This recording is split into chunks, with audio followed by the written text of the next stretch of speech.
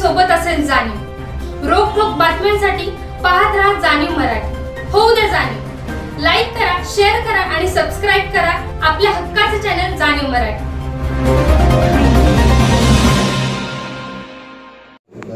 मी आता बऱ्याचशा माझ्या मतदारसंघातल्या सोशल मीडिया ग्रुपवर ऍक्टिव्ह आहे ना, रात्रीचा जरी त्याच्यावर मेसेज पडला नाही मी टाइम बघत असतो, एक 15-20 मिनिटात कोणतं आमचा कार्यकर्ता रिप्लाय करा तुम्ही आपण मागे सरांनी सांगितलं तेव्हा सूचना दिलेली आहे, तुम्ही त्या पद्धतीने प्रत्येक ठिकाणी आहे आपल्याकडे रेडी आहे बघा, म्हणजे तुम्ही नवीन आलाय तर माहिती घ्या, 2 शिंदे लगेच आता पुलावर पाणी गेलं तर काय करू शकत नाही।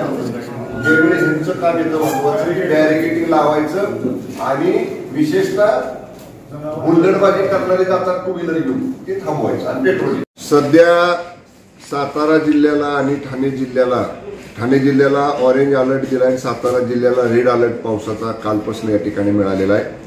या पार्श्वभूमीवरती सकाळी लवकरच मी जिल्हाधिकारी कार्यालयामध्ये साताऱ्याची प्रत्यक्ष सगळी आढावा बैठक आणि सगळ्या सूचना दिल्या। सर्व प्रांत अधिकारी, सर्व DYSP, सर्व कार्यकारी अभियंता ऑनलाईन VC वरती जॉईन होते। जिल्हाधिकारी, जिल्हा पोलीस अधीक्षक, जिल्हा मुख्य कार्यकारी अधिकारी, हे सगळे प्रमुख अधीक्षक अभियंता, जलसंपदा हे सगळे माझ्याबरोबर या ठिकाणी उपस्थित होते। आम्ही पूर्ण सगळी खबरदारी जिल्ह्यामध्ये घेतलेली आहे। सर्व यंत्रणा, महसूल यंत्रणा फील्डवरती आहे, आमची पोलीस यंत्रणा फील्डवरती आहे, आरोग्य यंत्रणेला आम्ही सतर्क ठेवलेलं आहे। आरोग्य यंत्रणेच्या बाबतीत सर्व प्राथमिक आरोग्य केंद्रांच्या मध्ये पुरेसा औषध साठा उपलब्ध आपण करून दिलेला आहे।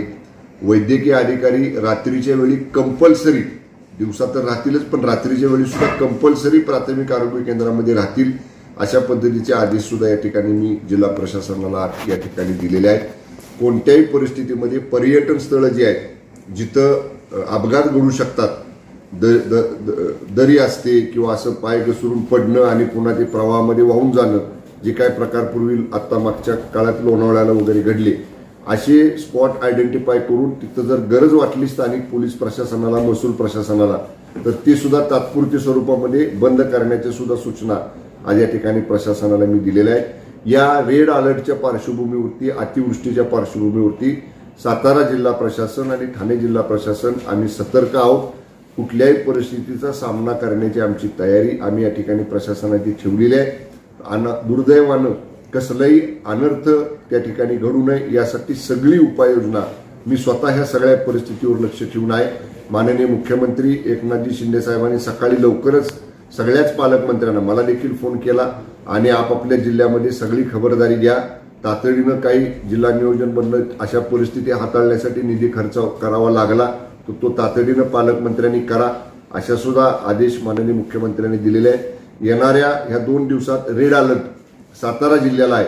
मी जिल्हाधिकाऱ्यांना आज सांगितलेलं आहे की तशी जर पावसाची परिस्थिती वाटली, उद्या शाळा जर काही पावसाळी भागातल्या, म्हणजे कुठल्या डोंगरी भाग जे आहेत, जे पूर्ण पाऊस, महाबळेश्वर असेल, जावली असेल, पाटण असेल, जिथं अति जास्त पाऊस असतो, अशा दुर्गम भागातल्या शाळा सुद्धा जर गरज वाटली तर त्या परिस्थितीनुसार त्यांना सुट्टी देण्याचा सुद्धा निर्णय जिल्हाधिकाऱ्यांनी घ्यावा, अशा सुद्धा सूचना मी जिल्हाधिकाऱ्यांना दिलेल्या आहेत।